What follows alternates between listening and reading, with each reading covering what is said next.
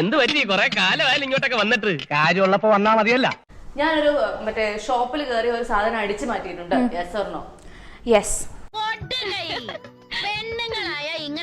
Okay, എന്താണ് സാധനം? പറയാൻ കൊള്ളില്ല.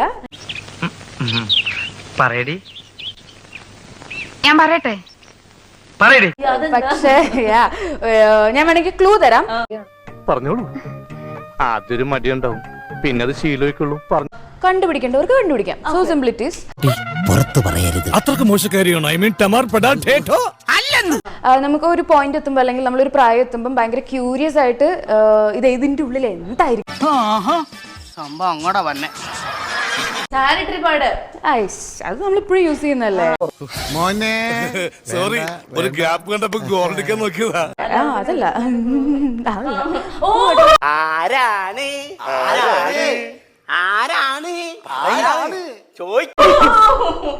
കിട്ടിയ ഇത്ര കൃത്യമായിട്ട് എങ്ങനെ പറയാൻ കഴിഞ്ഞു? കള്ളന്റെ സൈക്കോളജി പഠിച്ചാലല്ലേ കേണൽ ഈ യൂണിഫോം ഇടാൻ. ബുദ്ധിയുള്ളവർക്ക് കണ്ടുപിടിക്കാം. ഓഹോ, അങ്ങനെയാണ് സംഗതിയുടെ കിടപ്പ്. അങ്ങനെയാണെങ്കിൽ തുറന്നു നോക്കിയപ്പോൾ കുട്ടിക്ക് എന്ത് കാണാൻ സാധിച്ചു? അത്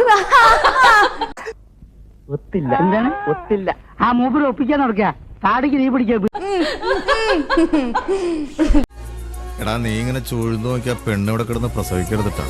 പിന്നെ അച്ഛന്റെ ബെല്ലൈക്കൺ അമർത്തണം, സബ്സ്ക്രൈബ് ചെയ്യണം, ലൈക്ക് ചെയ്യണം, കമന്റ്